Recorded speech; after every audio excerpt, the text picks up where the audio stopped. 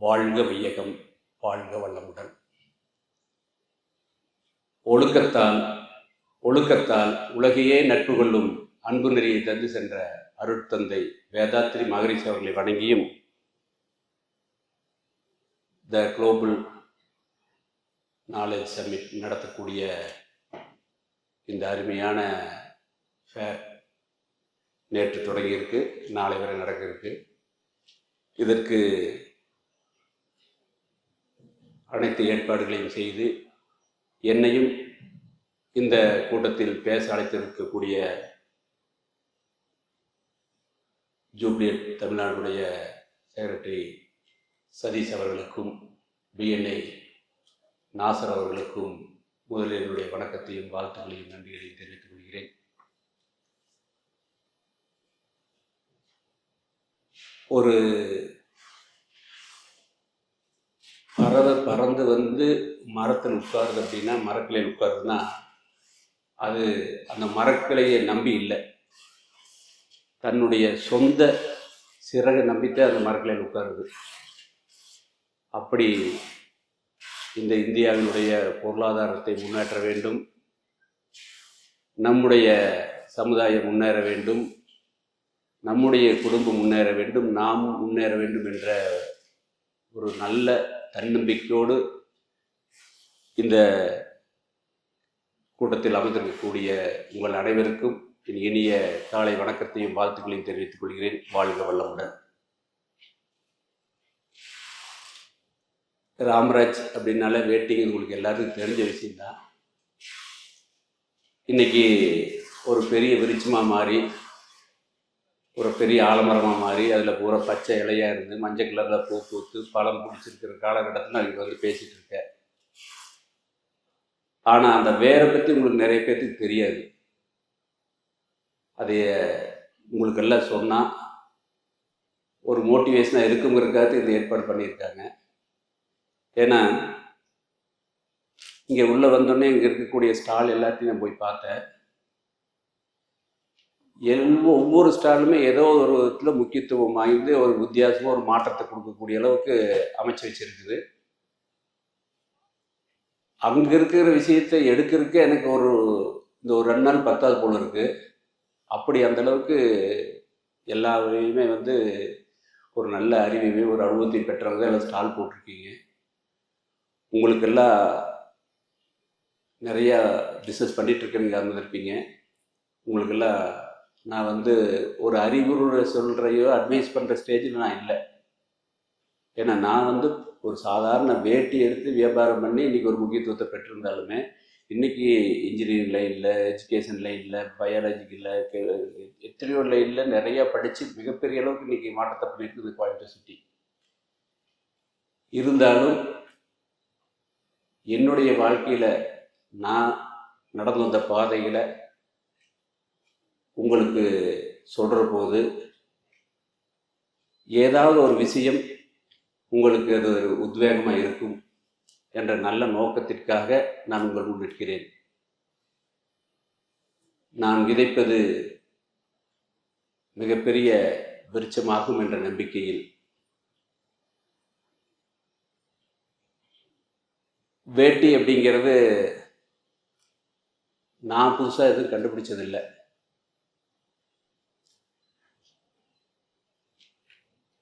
இந்தியாவில், உலகத்தில்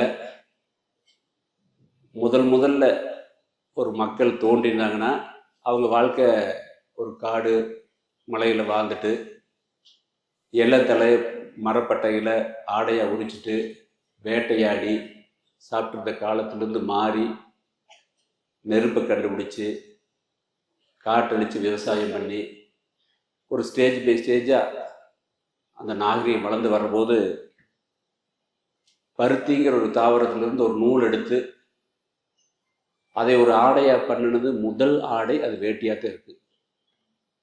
ஏன்னா ஒரு 1000, 2000, 3000 வருஷத்துக்கு முன்னாடியெல்லாம் போய் பார்த்த எந்த சிற்பத்தை பார்த்தாலுமே, திருவள்ளுவர் காலத்துலேருந்து பார்த்தாலும் இந்த வேட்டி கட்டிங்கிற சிற்பத்தையும் ஓவியத்தையும் நம்மளால் பார்க்க முடியும். ஆரம்ப காலத்தில் அந்த வேட்டியை ஆண்களும் பெண்களும் அதை அணிஞ்சிட்டு இருந்தாங்கிறதுக்கு உதாரணம் கேரளா ஸ்டேட்டில் பார்க்கலாம். இன்றைக்கி பெண்கள் வேட்டி கட்டுறதா உண்டு. செட்டு முண்டுன்னு சொல்லுவாங்க.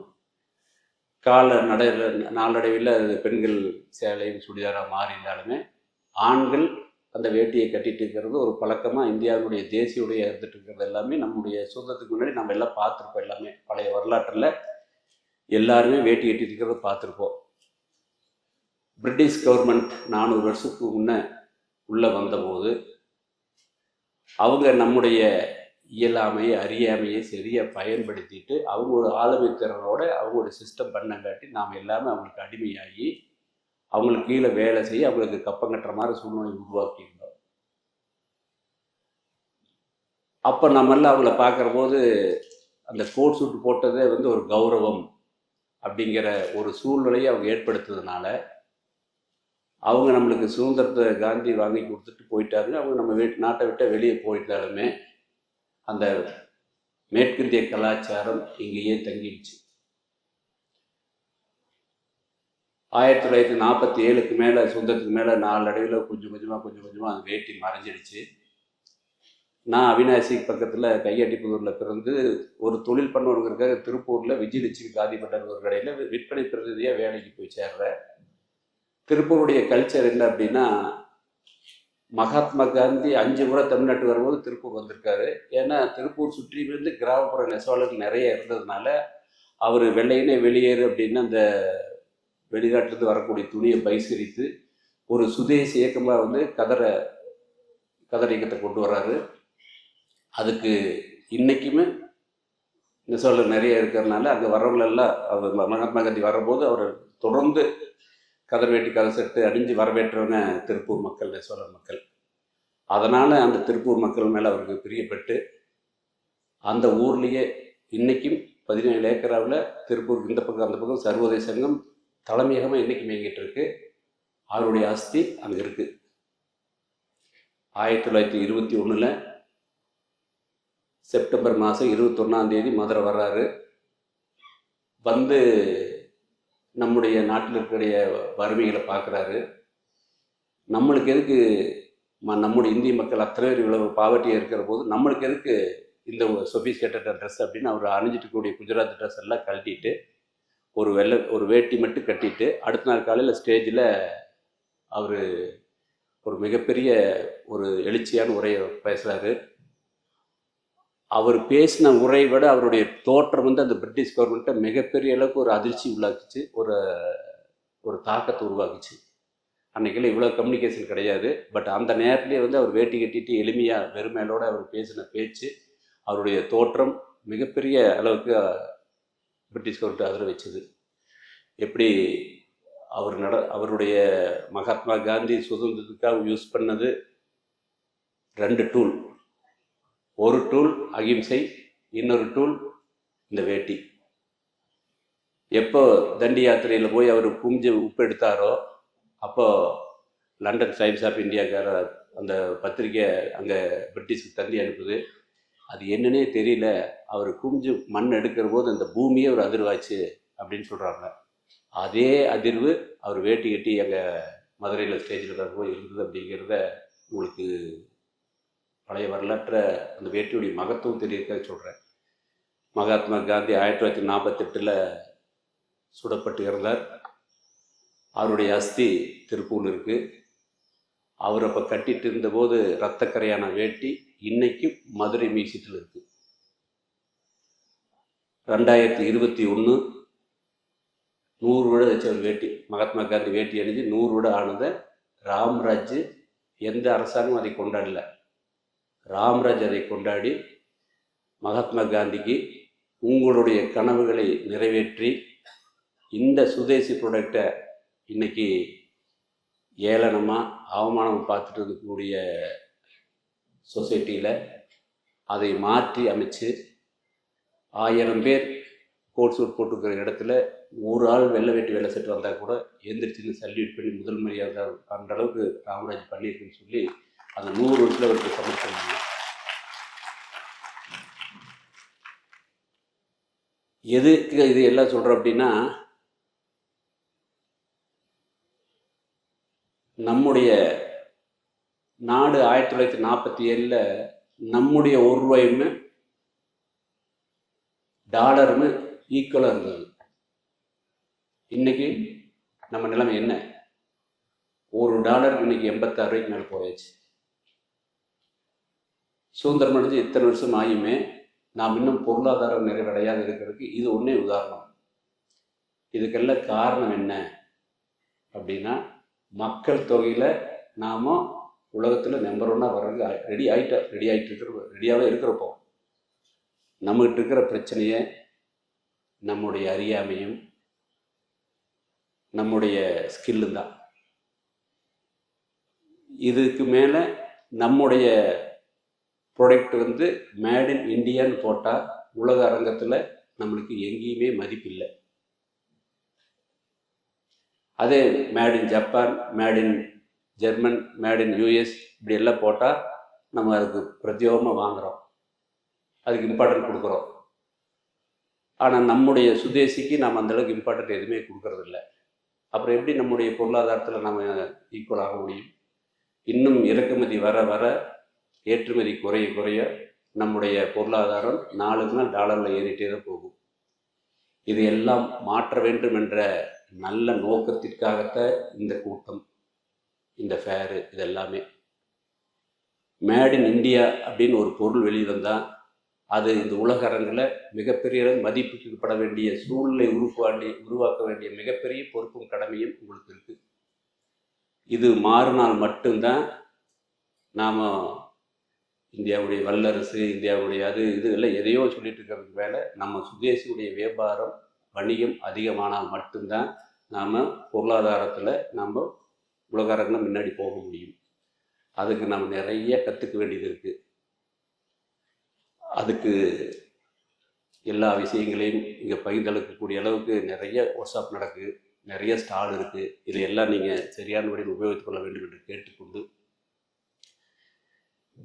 வேட்டி ஆரம்பிக்கிறதுக்கு காரணமாக இருந்தது, எந்த கடையில் வேலைக்கு இருந்தனோ அந்த கடைக்கு வந்த நெசவாளர்கள் தான்.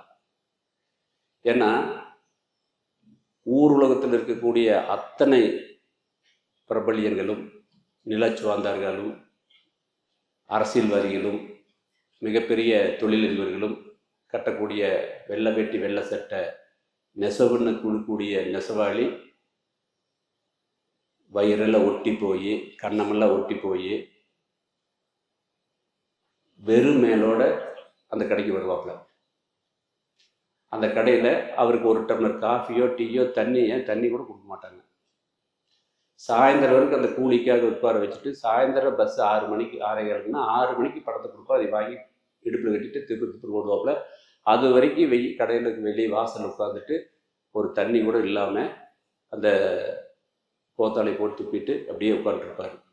இந்த வறுமையை நாங்கள் ஒவ்வொரு நாளும் நேரடியாக பார்த்ததுனால எனக்கு ஒரு மனசில் ஒரு மிகப்பெரிய தாக்கத்தை ஏற்படுத்துறது. ஊர் உலகத்துக்கெல்லாம் வெள்ளை வேட்டி வேலை தயாரிக்கக்கூடிய நெசவாளர்களுக்கு அவங்களும் சட்டை போடணும், அவங்களும் 3 வேளை சாப்பிடணும், அவங்களும் குழந்தைய படிக்க வைக்கணும் அப்படிங்கிற ஒரு ஆர்வம் என்ற மனசில் ஆழமாக பதிய ஆரம்பிச்சுது. பட்டு மாதம் 150 ரூபா சம்பளம் வேலைக்கு போயிட்டு இருக்கிற போது இதெல்லாம் சாத்தியமே எனக்கு படலை. ஆனால் நடந்த விஷயம் என்னென்னா, நாளாக வேட்டியுடைய வியாபாரம் அப்படியே விற்பனை குறைஞ்சிட்டே வருது.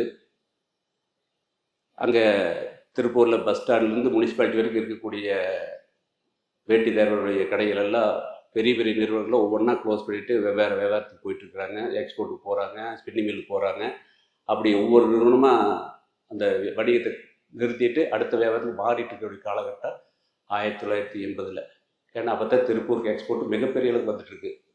இந்த வேட்டியில் இனிமேல் எதிர்காலம் இல்லை, எதுக்கு லாபம் இருக்காது, விற்காது அப்படின்னு முடிவு பண்ணிட்டு எங்களுடைய நிறுவனம், நான் வேலை செஞ்ச நிறுவனமே அதை க்ளோஸ் பண்ணுறதுக்கு முடிவு எடுத்துட்டாங்க. அப்போது என்னுடைய முதலாளி சொல்கிறாரு, நீ ஏதோ இருக்க வேறு பக்கம் வேலை ஏதோ பார்த்துக்கப்பா, நாங்கள் கடையை க்ளோஸ் பண்ணுறோம் அப்படின்னு சொல்லி முடிச்சிட்டாரு. அந்த பாவர்ட்டியாக அந்த வயிறு ஒட்டி போய் கண்ணை ஒட்டி போய் இருக்கக்கூடிய நெசவாளர் என்ற மனசு வந்தாங்க. அந்த 150 ரூபா சம்பளத்தில் நான் வந்து மாதத்தில் ஒரு 20 ரூபாய் அவங்க வெளியே கூட்டிகிட்டு போய் ஒரு டீ வடை போட்டால் வாங்கி கொடுக்க முடிஞ்சு சொல்லி வேறு எதுவும் பண்ண முடியல. அப்போது இனி இப்போ இன்னொரு பக்கம் வேலைக்கு போகிறதுக்கு 6 வருஷமாக வந்து அந்த கடையில் மார்க்கெட்டிங் பழகிருக்கிறோம், ப்ரொடக்ஷன் பற்றி தெரிஞ்சிருக்கிறோம், அட்மினிஸ்ட்ரேட்டிவ் தெரிஞ்சிருக்கும் போது ஏன் இந்த அனுபவத்தை வந்து அவங்களுக்காக பண்ணக்கூடாது அப்படிங்கிற ஒரு ஒரு சரியான முடிவை அந்த இடத்துல நான் எடுத்துட்டு சரி நம்ம வேட்டி வியாபாரம் ஆரம்பித்து பண்ணுவோம் அப்படின்னு பேரண்ட்ஸ்கிட்ட கேட்டேன், வெல்விசர்கிட்ட கேட்டேன். எல்லாருமே வேட்டிக்கு எதிர்காரம் இல்லை, திருப்பூர் எக்ஸ்போர்ட் தான் ஃபியூச்சர் இருக்குது, இப்படி இருக்கிற போது நீ எதுக்கு அந்த வேட்டி வியாபாரத்துக்கு போகிற, ஏதாவது ஒரு வேறு பிஸ்னஸ் பண்ணு, எக்ஸ்போர்ட்டை தான் இறங்கி பண்ணு அப்படின்னு எல்லாருமே ஆலோசனை சொன்னாங்களே இல்லையா. வேட்டி வியாபாரம் பண்ண சொல்லி யாருமே சொல்லலை. பல விஷயங்களை நீங்கள்லாம் இருக்கிறனால சொல்கிறேன். இன்றைக்கி இதுக்குள்ளே ஏகப்பட்ட விஷயம் இருக்குது. இதுக்குள்ளே இதை எல்லாம் தெரிஞ்சுக்கிறதுக்குன்னா நம்மளுக்கு அதை ஏற்றக்கூடிய அளவுக்கு அந்த புரிதல் வேண்டும், அந்த அறிவு இருக்கணும். உலகத்தில் இருக்கிற விஷயங்கள் எல்லாம் தெரிஞ்சுக்கிறதுக்கு நம்ம அறிவு எந்த அளவுக்கு தேவையோ அதையெல்லாம் நல்லா பயன்படுத்துங்க. பயன்படுத்திட்டு முடிவெடுக்கிற போது இந்த அறிவை கேட்காதீங்க, இந்த இதயத்தை கேளுங்க, அது சொல்லு உங்களுக்கு என்ன பண்ணுறதுங்கிறத. அப்படித்த என்னுடைய இதயம் சொல்லுச்சு, உன்னுடைய நோக்கம் பணம் சம்பாதிக்கிறது இல்லைப்பா நாகராஜ், இந்த நெசவாளர்களை காப்பாற்றுறதுக்காக உனக்கு இறைவன் இந்த வேலையை கொடுத்துருக்க, நீ வேட்டி வியாபாரம் ஆரம்பின்னு இந்த இதயம் சொன்னதை முடிவெடுத்து நான் வேட்டி வியாபாரத்தை ஆரம்பித்தேன் 1983 செப்டம்பர் 9ஆம் தேதி. அப்பா பேர் ராமசாமி, என் பேர் நாகராஜ், ரெண்டையும் சேர்த்து ராமராஜ் காட்டுன்னு ஆரம்பித்து அந்த நெசவாளர்கிட்ட போய் எனக்கெல்லாம் நீங்கள் தயார் பண்ணி கொடுக்குன்னு கேட்குறேன். அவங்களும் பிரியமாக தயார் பண்ணி கொடுக்குன்னு சொல்கிறாங்க. அப்போ நான் ஒரு கண்டிஷன் போட்டேன். என்ன கண்டிஷன்னா, நீங்கள் என்ற கடைக்கு வர்றபோது மேலே சர்ட்டு போட்டுட்டு வரணும் அப்படின்னு. அவங்க எல்லாம் பொல்லுன்னு சிரித்தாங்க. என்ன கணக்குள்ள இப்படி சொல்கிறீங்க, நாங்கள் நீங்கள் கொடுக்குற கூலி 2 ரூபாய் வாங்கிட்டு வந்து மத்தியானம் அரிசி வாங்கிட்டு வருவோம், அந்த நைட்டு உட்காந்து சுடு சாப்பாடு சாப்பிடுவோம் எல்லோரும் உட்காந்து அதை செஞ்சு, அடுத்தது வந்து அதை தண்ணி ஊற்றி வச்சு அடுத்து அந்த புழுதுணி குடிப்போம், மறுபடியும் காலையில் அந்த புழுதுணி குடி தண்ணி வச்சு மத்தியானம் வாங்கிட்டு குடிப்போம். இப்படி 3 வேளை சாப்பிட்றதுக்கு வழி இல்லாத போது நாங்கள் எங்கே போய் சட்டெல்லாம் போடுறது அப்படின்னாங்க. நான் கேட்டேன், 3 வேளை சுடு சாப்பாடு சாப்பிட்றதுக்கு உங்களுக்கு எவ்வளோ பேர் அப்படின்னு கேட்டேன். 2 ரூபா கூலியை 3 ரூபா பண்ணி கொடுங்க, நாங்கள் 3 வேளை சுடு சாப்பாடு சாப்பிட்றோம் அப்படின்னாங்க. மேலே சட்டு போடுறதுக்கு அப்படின்னு கேட்டேன்.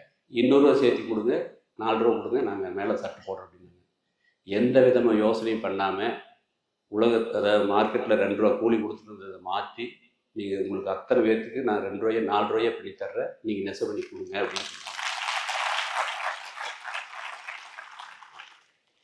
அப்படி ஆரம்பித்த இந்த லட்சியத்தை, இந்த இலக்கை, நெசவாளருடைய வாழ்வாதாரம் உயர வேண்டும் என்ற நல்ல நோக்கத்துக்காக ஆரம்பித்தது அந்த ராமராஜ் நிறுவனம். அந்த நல்ல நோக்கம் சரியாக இருந்தங்காட்டி இந்த இயற்கையும் இறைவனும் இந்த சமுதாயமும் இதை கையை பிடிச்சி இவ்வளோ தூரம் மேலே தூக்கிட்டு போயிருக்கு. என்னுடைய உழைப்புலெல்லாம் இல்லை. அந்த நோக்கம் சரியாக இருந்தங்காட்டி அது வெற்றி அடையிறதுக்கு வேறு எதுவுமே உதாரணம் இல்லை. ராமராஜே போதும். தயார் பண்ணியாச்சு, மார்க்கெட்டுக்கு எடுத்துகிட்டு போகிறோம். எல்லோரும் 45 ரூபாய்க்கு வேட்டி விற்றுட்டுருக்குறாங்க. மீட்டர் 2 ரூபான்னா 2 4 ரூபா, 2 மீட்டர் வேஸ்ட்டு 4 ரூபா போகுது. எல்லோரும் கார்டட் நூலை போட்டால் நான் கோம்புட போட்டேன். 5 ரூபா வச்சாச்சு, 50 ரூபா வச்சுட்டேன். கடையில் போய் வேஷ்டி கொடுக்குறேன், வாங்கி பார்த்துட்டு என்ன விலைன்னு கேட்குறாங்க. 50 ரூபா அப்படிங்கிற. 45 ரூபாய்க்கு 4 தலைக்கட்ட வியாபாரம் பண்ணிட்டுருக்கிறதெல்லாம் கொடுக்குறாங்க. நீ இன்னைக்கு புதுசாக வச்சுட்டு 50 ரூபா விலை சொல்கிறியா அப்படின்ட்டு அந்த வேட்டியை வாங்கிட்டு அதை புறக்கணிச்சுட்டு அடுத்த வேலையை பார்க்க போயிடுறாரு அந்த கடை ஓனர். அவர் வியாபாரத்தில் முடிச்சுட்டு வர வரைக்கும் வெயிட் பண்ணிவிட்டு வந்த பின்னாடி, ஏன் இவ்வளோ நீ போலியான்னு கேட்டார். இல்லை உங்கள்கிட்ட ஒரு விஷயம் சொல்லணும். என்ன அப்படின்னாரு. இப்போ உங்கள்கிட்ட சொன்ன கதையெல்லாம் அவருக்கு சொன்னேன். அந்த வியாபாரி இந்த கதையெல்லாம் கேட்டோன்னே அவர் சேர்லேருந்து எந்திரிச்சு என்ற கையை பிடிச்சிட்டு, இந்த சின்ன வயசில், அப்போ எனக்கு 23 வயசு, இந்த சின்ன வயசில் உனக்கு இப்படி ஒரு யோசனை சிந்தனை வந்தது மிகப்பெரிய பாராட்ட வேண்டிய விஷயம் அப்படின்னு அப்படியே கண்களை உட்காந்துட்டு அப்படியே ஆர்டர் கொடுத்தாரு. அன்னைக்கு எனக்கு புரிஞ்சுது, உண்மையுமே நேர்மையுமே நாணயத்தையுமே சரியாக ப்ரெசன்ட் பண்ணோம்னா அந்த வியாபாரத்தில் ஜெயிக்க முடியும் அப்படிங்கிற நம்பிக்கை அந்த வியாபாரம் எனக்கு ஏற்படுத்தி கொடுத்தாரு. இன்றைக்கி வியாபாரம் அப்படின்னா எதிரில் இருக்கிற கஸ்டமர் எப்படி ஏமாறுவார். இது வரைக்கும் அங்கே நடந்துட்டு வியாபாரம் அப்படித்தான் இருந்தது. எல்லோரும் 45 ரூபாய்னா 45 ரூபா எல்லோரும் ஒரே விட தான் வச்சுருப்பாங்க. லாபம் என்ன, அகலத்தை குறைச்சிக்குவாங்க, இல்லாட்டி நீளத்தை குறைச்சிக்குவாங்க, இல்லை டெக்ஸ்சரை குறைச்சிக்குவாங்க, இல்லை செலவை குறைப்பாங்க. இப்படி பண்ணுறபோது அந்த வேட்டியை கட்டிட்டு போனால் எந்த விழாவுக்கு போனாலுமே போகிறபோது எப்போ வேணால் கிழிஞ்சு போயிருக்கிறதுக்காக வந்து ஒரு மஞ்சள் பையில் ஒரு வேட்டி எடுத்துகிட்டு போயிட்டுருக்க காலகட்டத்தில் நம்ம தரமாக கொடுத்த பின்னாடி விலை அதிகமாக இருந்தால் கூட அது கடைக்காரை எக்ஸப்ட் பண்ணி இன்றைக்கி வரைக்கும் 5 வேஷ்டி எடுக்கிறதுல 500 வேட்டி வச்சு இன்றைக்கி 5000 வேட்டி விற்கிற அளவுக்கு இன்றைக்கி சூழ்நிலை உருவாயிருக்குது. அப்படின்னா வியாபாரத்தை நேர்மையாக தரமாக சரியாக கொடுத்தா உயர முடியும் அப்படிங்கிறதுக்கு இந்த சம்பவம் உதாரணம். வேட்டி கட்டியாச்சு, வேட்டி விற்றாச்சு, வேட்டி ப்ரொடக்ஷன் ஆயாச்சு, தரமாக கொடுத்தாச்சு, மார்க்கெட்டில் எல்லாம் போயிட்டுருக்கு. ராமராஜ் அப்படின்னா வேட்டி அப்படிங்கிற ஒரு நல்ல மக்கள் இடத்துல சமுதாயத்தில் மிகப்பெரிய அளவுக்கு பதிவாகி போயிடுச்சு. எல்லா கடையிலுமே நம்ம கவுண்டரில் ஏறுது. 5 வேஷ்டி விற்கிற இடத்துல 50 வேஷ்டி விற்கிது. இப்படி நாளாக வியாபாரம் கூட்டிகிட்டே இருக்குது. நாம் தயார் பண்ணுற வேஷ்டியை நாம் கட்டிட்டு போனால் தான் நல்லாயிருக்கு அப்படின்ட்டு எல்லா பக்கம் வேட்டி கட்டிட்டு போகிறேன். எங்கே போனாலும் சரி, இப்போது சேல்ஸ் ஆஃபீஸ்க்கு, இன்கம் டேக்ஸ்க்கு, முனிசிபல் ஆஃபீஸ்க்கு, பேங்க்கு, எந்த இடத்துக்கு போனாலுமே வந்து அந்த வேட்டி கட்டுறதுக்கு ஒரு மரியாதை இருக்காது. ஒரு பேங்க்கில் எக்ஸ்போர்ட் ஆஃபீஸில் வேலை செய்கிற கணக்குள்ளே பேன் போட்டு வந்தவர் உள்ளே போனான்னா மெசேஜர் உள்ளே கூட்டு போய் மேனேஜர் வரைக்கும் கொண்டு போய் விடுவாங்க. ஆனால் ஒரு நிறுவனம் நடத்திட்டு இருக்கக்கூடிய முதலாளி வேட்டி கட்டிட்டு போனால் கூட கொஞ்சம் நேரம் ஓரமாக நில் அப்படின்பாங்க. இதுதான் அந்த சூழ்நிலை இருந்தது. இது ஒவ்வொன்றையும் வந்து நேரடியாக நான் அனுபவிச்சிட்டே இருந்தேன். வேட்டி கட்டிட்டு போகிற போதெல்லாம் எல்லா இடத்துலையும் அந்த அவமானங்கிறத அனுபவிச்சிட்டே இருந்தேன். அப்படி ஒரு சம்பவம் நடக்கிற போது சென்னையில் ஒரு 5 ஸ்டார் ஹோட்டலில் ஒரு எனக்கு நூல் சப்ளை பண்ணுறவுடைய ஃபேமிலி மேரேஜுக்கு எனக்கு இன்விடேஷன் கொடுத்துருக்காரு. நான் அந்த ஹோட்டலுக்கு போகிறபோது எங்கூட 10 பேர் வர்றாங்க. 10 பேருக்கு 9 பேருக்கு உள்ளே விட்டுறாங்க, என்னை உள்ளே விடல. காரணம் ட்ரெஸ் கோட் வேட்டி அப்படிங்கிறதுனால. கூட வந்தவங்களாம் தகவலாக வெளில சமாதானப்படி உள்ளே அனுப்பிச்சிட்டு நான் வெளியே ஒரு மரத்தடியில் உட்காந்து யோசனை பண்ணேன். தமிழ்நாட்டில் நம்முடைய இந்தியாவுடைய தேசிய உடையை கட்டிட்டு தமிழ்நாட்டுக்குள்ளே உள்ள ஹோட்டலுக்குள்ளே போகிறதுக்குள்ளேயே விட மாட்டேங்கிறாங்களே அப்படின்னு அந்த மரத்தடியில் உட்காந்து நான் யோசனை பண்ணுறேன். இந்தளவுக்கு நம்ம பிஸ்னஸ் பண்ணி இது எப்படி நம்ம பிராண்டு பண்ணுறது, எப்படி உலகம் முழுக்க கொண்டு போகிறது, இதுக்கெல்லாம் வாய்ப்பே இல்லையே, ஏன்னா இந்த ஹோட்டலுக்குள்ள உள்ள விட மாட்டேங்கிறேன் அப்படின்னு என்ற மனசாட்சி கேட்குது. நான் சொல்கிறேன், இப்போ நம்ம வேட்டி தயார் பண்ணி நாளுக்கு நாள் டெவலப் பண்ணிட்டான்னு இருக்கிறோம், இப்போ என்ன குறை இருக்குது அப்படின்னு கேட்குறேன். எந்த குறையும் இல்லை, ஆனால் வேட்டிக்கு இந்த சமுதாயத்தில் ஒரு அங்கீகாரம் இல்லை அப்படிங்கிறது தயவுசெய்து புரிஞ்சுக்கணும்னு சொல்லி என்ற மனசாட்சி சொன்னேன்னு. அப்போ நான் புரிஞ்ச விதம் என்ன, அப்போ இந்த வேட்டிக்கு அங்கீகாரம் வாங்கி கொடுக்குறது எப்படி, இந்த சமுதாயத்தில் அங்கீகாரத்தை எப்படி வாங்கி கொடுக்குறது அப்படின்னு பல வகையில் யோசனை பண்ணும்போது, எப்படி புத்தருக்கு போதி மரத்துலேருந்து ஞானம் கிடைச்சதோ எனக்கு அந்த ஹோட்டல் மரத்துக்கடியில் உட்காந்து ஒரு பெரிய ஞானம் கிடைச்சிது.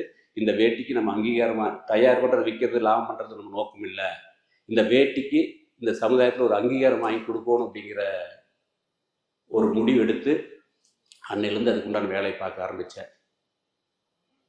இன்றைக்கி 2000 மேலே சல்யூட் ராமராஜ் இந்த முதல்ல ஒரு அட்வர்டைஸ்மெண்ட் எடுத்தேன் வேட்டிக்கு அங்கீகாரம் வாங்கி கொடுக்குறதுக்காக. அந்த விளம்பரத்தெல்லாம் நீங்கள் நிறைய பார்த்துருப்பீங்க, இல்லை யூடியூப்பில் போய் பாருங்கள். வேட்டி கட்டிட்டு போனால் எங்கெல்லாம் நம்மளுக்கு அவமானம் கிடைக்குதோ அந்த நெகட்டிவ் அத்தனையுமே பாசிட்டிவாக மாற்றி அந்த விளம்பரத்தை எடுத்தேன். அதாவது யார் வேட்டி கட்டியிருப்பாங்கன்னு நீங்கள் பழைய படத்துலலாம் பார்க்கலாம். கதாநாயகன் நல்லா வந்து கோட் சுத்தம் போட்டிருப்பாங்க, அவங்க வீட்டில் வேலை செய்கிற ஆள் இல்லை தோட்டத்தில் வேலை செய்கிற ஆள் வந்து வேட்டி கட்டி துண்டு பிச்சு கட்டிப்பாங்க. இப்படி தான் அந்த கதையமைப்பே இருக்குது. ஒரு வேட்டி கட்டுறதுனா சாதாரணமாக ஒரு ரப்பர் செருப்பு போட்டிருப்பாரு, மேலே ஒரு சைக்கிள் வச்சுருப்பாரு, இல்லைன்னா ஒரு டிவிசி வச்சுருப்பாரு, இல்லைன்னா ஒரு டிவிசிட்டிக்கு மேலே இருக்க போகிற வாய்ப்பு இல்லை. இப்படித்தான் நம்மளுடைய இமேஜ் எல்லாமே இருக்குது. அதை உடைச்சி ஒரு பென்ஸ் காரில் கண்ணமெல்லாம் ஒட்டி போது ஆப்பிள் பழமாட்டுக்கிற ஜெயராம் வந்து இறங்க வச்சோம். அவர் ஒரு சாதாரண ஆள் இல்லை, மிகப்பெரிய தொழில்கள், ஒரு மிடி போட்ட பொண்ணை கூட நிற்க வச்சோம். 1000 பேர் இருக்கக்கூடிய கான்ஃபரன்ஸ் காலில் உலகத்தில் இருக்கிற அத்தனை தொழில் நிபுணர்கிட்டையும் அவர் வந்து கான்ட்ராக்ட் கையெழுத்து வாங்குறாரு. வெளியே வர்றாரு, ஒரு பொண்ணு ரோஜாப்பூ கொடுத்து வரவேற்குது. ஏன்னா விளம்பரத்தில் 30 சென்ட்டுக்கு மேலே நிறைய போட முடியாதுங்கிறதுக்காக அதை காமிச்சோம். ஏன்னா வீட்லேயுமே அந்த வேட்டி கட்டுறதுக்கு பெரிய ஒப்புதல் இல்லை. இதெல்லாம் பேண்ட் ஷர்ட் போட்டால் வாஷிங் மிஷின் போட்டுலாம் வேட்டி கட்டி ரொம்ப பிரச்சனை அப்படின்ட்டு வீட்டில் அம்மா சொல்லுவாங்க, ஒய்ஃப் சொல்லுவாங்க. இதெல்லாம் மாத்திரக்கு அந்த பொண்ணை கொடுக்க சொன்னேன். காலேஜில் இருக்கிற பசங்களாம் வேட்டி பார்த்தா பெரிய அளவுக்கு மதிக்க மாட்டாங்க, அவங்க இந்த வேட்டி கட்டுறதை பார்த்து ஒரு மரியாதை பண்ணுற மாதிரி பண்ணேன். கேரடல் நடந்து வருவாப்பில் இசை வாசிக்கிறது வந்து ஒரு நிமிஷம் நிறுத்தி அவரை ரிசீவ் பண்ணிவிட்டு அப்புறம் இசை வாசிப்பார். இசை வாசிப்பது பரதமெல்லாம் வந்து 2 மூலையும் வேலை செய்யணும், தவம் பண்ணுற மாதிரி பண்ணால் மட்டும்தான் பண்ண முடியும். அப்படி பண்ணுறது கூட அவர் ரிசீவ் பண்ணுவாப்புல. ஒரு மினிஸ்டர்கிட்ட பேசுவாப்புல, ஐஜி வந்து அவர் வெளியே இருப்பாப்புல. அந்த ஹோட்டலுக்கு வெளியே போடணும்னு ஒரு யானை சல்யூட் அடிக்கி. யானையோடைய குணம் என்னென்னா வெள்ளை பிடிக்காததுக்கு. தோட்டங்காட்டில் இருக்கிறவங்களாம் வந்து அந்த காட்டு பக்கம் அத்தைப்பாடியெல்லாம் பார்த்தோம்னா வெள்ளை வேட்டி வெள்ளை செட்டு கட்டிட்டு போன விவசாயி பார்த்தோன்னா அந்த யானை துரத்து. அந்த வேட்டியுமே சட்டையுமே புதர் நாள் போட்டு அவர் டிராயரோடு ஓடிடுவார். அந்த புதரில் இருக்கிற வேட்டியை போய் அது முடிச்சுட்டு இருக்கு. இப்படி வேட்டியை நெகட்டிவாக நினைக்கிற யானை கூட ஒரே ஷாட்டில் ஜெயலலிதா பார்த்து சல்யூட் அடிக்க வச்சு, சல்யூட் ராமராஜன் 10 வருஷம் திருப்பி திருப்பி அடித்த உடனே இன்னைக்கு 1000 பேர் இருக்கிற இடத்துல ஒருத்தர் வேட்டி கட்டிட்டு போகிற ஸ்போர்ட்ஸ் சூட் போட்டிருக்கக்கூடிய கூட்டத்தில் ஒருத்தர் வேட்டி கட்டிட்டு போட கூட எந்திரிச்சு முதல் மரியாதை கிடைக்கிற அளவுக்கு பண்ணது ராமராஜ்.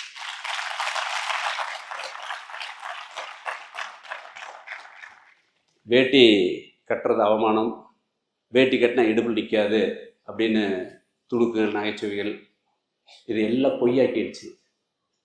யார் வேட்டி கட்டாது இருந்தாங்களோ அதில் காலேஜ் பசங்களே ஒட்டிகை கட்டிக்கை வச்சு கட்ட வச்சோம். பிறந்த குழந்தை 6 மாதம் சாப்பாடு ஊட்டுற போதே வேட்டி கட்டிட்டு ஊட்ட வச்சோம். இன்றைக்கி வேட்டி வந்து ஒரு நம்முடைய அவமானம் இல்லாத மாதிரி அடையாளமாக மாறி இருக்கக்கூடிய சூழ்நிலை ஏற்படுத்தி கொடுத்து ட்ரெண்டை செட் பண்ணது ராமராஜ். என்னுடைய ஆரம்ப காலத்துலேருந்து இன்னைக்கு வரைக்கும் ஃபைனான்ஸை டைவெர்ட் பண்ணல, மைண்டை டைவெர்ட் பண்ணல. ஒரே நோக்கம், என்னுடைய இலக்கு இந்த வேட்டியை உலகம் முழுவதும் கொண்டு போகணும், நம்முடைய கல்ச்சரை டெவலப் பண்ணணும், நம்முடைய கிராமப்புற நெசவாளர்களுக்கு அவருடைய பொருளாதார உயரணும் அப்படிங்கிற அந்த நோக்கத்திலேருந்து ஒரு மில்லிமீட்டர் கூட நகராமல் இன்னைக்கு வரைக்கும் சரியாக பண்ணுங்காட்டித்தான் 50 ஃபேமிலியில் ஆரம்பித்த ராமராஜ் இன்னைக்கு 50,000 குடும்பம் இருக்கு. இன்னைக்கு எந்த விசேஷத்துக்கு போனீங்கன்னாலும் சரி, வீட்டில் கல்யாணம், வீட்டில் எந்த விசேஷமாக இருந்தாலும் சரி, கோயில் கும்பேசம் இருந்தாலும் சரி, நிறைய பேர்த்த இந்த வேட்டியோடு பார்க்கக்கூடிய கல்ச்சரை ஏற்படுத்தியிருக்கிறது ராமராஜ். தமிழ்நாட்டில் மட்டும் இல்லை, இந்தியா முழுதும். இன்றைக்கும் நார்த் இந்தியாவில் அமிதாப் பச்சனுடைய சன் அபிஷேக் வச்சு நார்த் இந்தியாவுக்குமே எப்படி சோழமன்னன் மேலே போனால் நார்த் இந்தியா போய ஆரம்பிச்சாச்சு. அவங்களையும் வேட்டி கட்ட வச்சாச்சு. அவங்க சவுத் காஸ்ட்லேயும் வேட்டி கட்ட ஆரம்பிச்சிட்டாங்க எல்லாருமே. இதெல்லாம் எதுக்கு சொல்ல வர்றேன் அப்படின்னா, நீங்கள் எல்லாம் நிறைய தொழில் பண்ணிகிட்டு இருப்பீங்க, நிறைய தொழில் பண்ணுற ஆலோசனையோடு இருப்பீங்க, தொழில் பண்ணுறதுல நிறைய ஏமாற்றங்களையும் நிறைய தோல்வியும் சந்திச்சிருப்பீங்க. இன்னும் இதை விட தொழிலில் மிகப்பெரிய அளவுக்கு போகணும் அப்படிங்கிறதும் உங்களுக்கு ஆர்வம் இருக்குது. இதுக்கு எல்லாமே முதல்ல உங்களுடைய நோக்கம் தெளிவாக எதை பண்ண போகிறோன்னு. உலகத்தில் லட்ச விஷயம் இருக்குது, அத்தனை நாம் பண்ண முடியாது. 1330 குறள் திருவள்ளுவர் எழுதியிருக்காரு. 1330 குறளையும் நம்ம படிக்கிறது படிப்போம், அது எழுதுவோம், மனப்பாடம்னு எழுதுவோம், அதுக்கு பாஸ் மார்க் வாங்குவோம். ஆனால் நான் உங்களை கேட்டுக்கிறது எல்லாமே அவ்வளவெல்லாம் மெனக்கட வேண்டாங்க. ஒரு குறள் பிரகாரம் நீங்கள் வாழ்க்கையை அப்ளை பண்ணிங்கன்னா நீங்கள் வாழ்க்கையில் ஜெயிச்சுக்கலாம். அதனால் உலகத்தில் இருக்கிற அத்தனை விஷயத்தையும் நம்ம தெரிஞ்சுக்கணுங்கிறது முக்கியம் இல்லை. உங்களுடைய பலம், அதாவது எல்லாத்துக்குமே என்ன இருக்குன்னா, மிகப்பெரிய சக்தி இருக்கணும், மிகப்பெரிய அளவுக்கு அதை ஜெயிக்கணும், சமுதாயத்தில் மிகப்பெரிய ஆளாக வரணுங்கிற எண்ணம் எல்லாத்துலேயும் இருக்குது, இல்லாதெல்லாம் இல்லை. அது போய் எப்படி ஆகுறது, அம்மாட்டு கேட்டால் அம்மா எப்படி சொல்லி கொடுப்பாங்க, ஞானிகிட்ட கேட்டால் நீ இமயமலை போ அப்படிம்பாங்க. இமயமலை நமக்கு பனியுமே குளிர் தான் நமக்கு வருது, அதுதான் ஞாபகத்துக்கு வருது. துறவிகிட்ட கேட்டால் நீ பிரார்த்தனை பண்ண, இறைவன் உனக்கு கழுவி கொடுப்பான்னு சொல்லுவாப்புல. வாதியார் போய் கேட்டோம்னா என்ன சொல்லுவாப்புல, ஏப்போ நீ தான் நல்ல மார்க் எடுத்து படித்து பாஸ் பண்ணிட்டு நல்ல பக்கம் வேலைக்கு போய் பொழைச்சிக்கோ அப்படின்னு சொல்லுவாப்புல. ஆனால் நாம் வந்து விஷயம் எல்லாத்தையுமே நல்லா புரிஞ்சுக்க, நீ அம்மாகிட்டேயோ பேரண்ட்ஸ்கிட்டேயோ யாருக்கிட்ட போய் கேட்டாலுமே அவங்களால உங்களுக்கு தீர்வு கொடுக்கவே முடியாது. தீர்வு கொடுக்கக்கூடிய ஒரே ஆள் உங்கள் மனசாட்சி, உங்கள் மனம்தான், உங்களுடைய இன்ட்யூஷன் தான். இதுதான் வந்து சரியாக உங்களுக்கு உதவும் இல்லையே, வேறு யாருமே உதவ மாட்டாங்க. உங்களுடைய பலம் பலவீனம் தெரிஞ்ச ஒரே ஆள் உங்களுடைய மனசு தான். இதை மட்டும் திருப்பி திருப்பி கேள்வி கேட்டுக்க, தச்சோதனை பண்ணிக்கிங்க, நாம் பண்ணுறது பலமா சரியா அப்படின்னு. அது உங்களுக்கு சொல்லி கொடுக்கு, அதுபடி போனாலே போது. இன்றைக்கி உலகம் முழுவதுக்கு நாகரிகத்தை சொல்லி கொடுத்தது நம்ம இந்தியா, நம்ம பாரத பூமி, இந்த புண்ணிய பூமி. இன்றைக்கி உலகம் முழுவதும் இருக்கக்கூடிய மிகப்பெரிய நிறுவனத்தில் வேலை செய்கிறோன்னு நம்முடைய தமிழ்காரர், நம்முடைய இந்தியக்காரர் எல்லாருமே. ஏன்னா அறிவியலை நாம் யாருமே குறைஞ்சவங்க இல்லை. நாம் எப்படி டெவலப் ஆகும்னா ஒரு 5 விஷயம் மட்டும் உங்களுக்கு சொல்லி நான் நிறைவு பண்ணிக்கிறேன். எதையே பண்ணாலும் ஃபஸ்ட்டு 1 மில்லிமீட்டர் கூட தப்பு பண்ணாமல் நேர்மையாக தான் இருக்கணும் ஒரு முடிவு எடுத்துக்கு ஃபஸ்ட்டு. அடுத்தது படிப்படியாக முன்னேற முடியும். ஒரே நாளில் நம்ம கோடீஸ்வரனாக டாடா பில் ஆயிட முடியாது. ராமராஜ் இன்னைக்கு வர்றதுக்கு இந்த அளவுக்கு வர்றதுக்கு 42 வருஷம். ஒரு தலை கட்டினா 30 வருஷம். இன்னைக்கு 42 வருஷம் 2வது தலை கட்டு நடந்துட்டு இருக்கு. இது இன்னைக்கு நடக்குது அப்படின்னா ஒரு நாளைக்கு தண்ணி ஊற்றினா நாளைக்கு வறண்டு போயிடும். தினம் தண்ணி தினம் பாதுகாப்புட்டே இருக்கணும். அதனால் படிப்படியாக வளர முடியும். அதை மைண்டில் முதல்ல செட் பண்ணிக்கங்க. அப்புறம் என்ன பண்ண போகிறீங்கன்னு திட்டமிடுங்க. சரியான திட்டமிடுங்க. நீங்கள் திட்டமிட்ட செயல்படுத்துறதுக்கு சரியான கடமைதாராது பணியாற்றும் பணியாளர்களை தேர்ந்தெடுங்க. நம்ம ஒரு ஆள்னாலும் எதையும் பண்ண முடியாது. இன்றைக்கி ராமராஜ் இந்த அளவுக்கு வந்திருக்கு அப்படின்னா நான் வெறும் விதை தான் போட்டேன். அதுக்கு பின்னாடி அந்த டீம் இருக்கிறதுக்கு ஜெயிக்க முடியும். அதனால் அது கடமைதாராது பணியாற்றும் பணியாளர் ரொம்ப முக்கியம். இதையெல்லாம் மெயின்டைன் பண்ணி அவங்களுக்கு சரியாக அவங்ககிட்ட ரிப்போர்ட் வாங்கி மானிட்டர் பண்ணி இருக்கக்கூடிய மிகப்பெரிய தகுதி வாய்ந்த தலைமையாக நீங்கள் இருக்கணும். இந்த 5 குணம் ரொம்ப முக்கியம். இந்த 5 குணம் உங்களுக்கு இருக்கிற திருப்பி கேள்வி கேட்டுக்குங்க. இந்த கேள்விக்கு பதில் சரியாக வந்தால் நீங்கள் ஒரு வெற்றிகரமான தொழிலதிபர் அப்படிங்கிறதுக்கு நான் சர்டிஃபிகேட் கொடுத்துட்றேன். இன்னைக்கு ராம்ராஜ் ஒரு மறைஞ்சு போன அழிஞ்சு போன அத்தனை பேரும் அவமானம் பார்த்துட்டு இருந்த ஒரு வேட்டி எடுத்து இன்னைக்கு தமிழ்நாடு முழுவதும் உலகம் முழுவதும் இன்னைக்கு ஆன்லைனில் அத்தனை பேர் இன்னைக்கு வாங்க. ஏதோ பொங்கல் தீபாவளின்னா கன்னடாவிலேருந்து வாங்குறாங்க, கொரியாவிலேருந்து வாங்குறாங்க, அங்கே வாங்கி அங்கே படித்து வாத்தியார் எடுப்பாங்க. இந்த அளவுக்கு அது மனசில் ஒரு பெரிய தாக்கத்தை ஏற்படுத்தி அந்த கல்ச்சர் இந்த அளவுக்கு டெவலப் பண்ணி இன்றைக்கி ஒரு காலத்தில் ராமராஜனை வேட்டின்னு இருந்தது. அடுத்தது ஒயிட் அண்ட் ஒயிட் கொண்டு வந்து ராமராஜனை மதிப்பெண் கொண்டு வந்தோம்.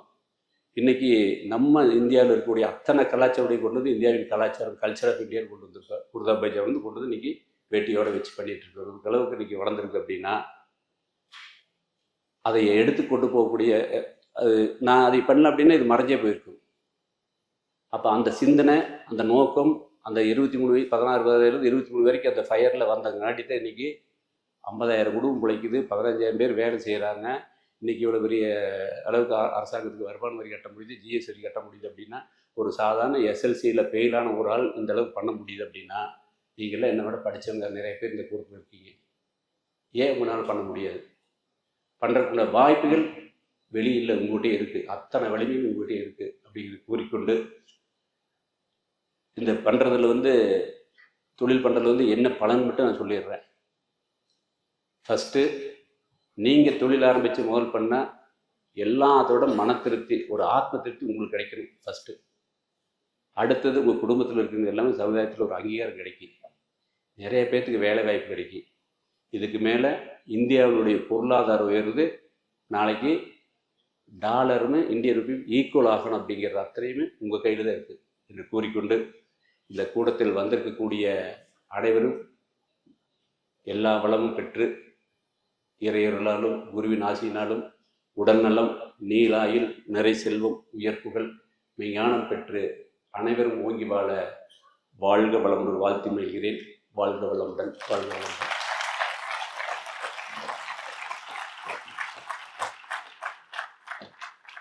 Thank you so much, sir.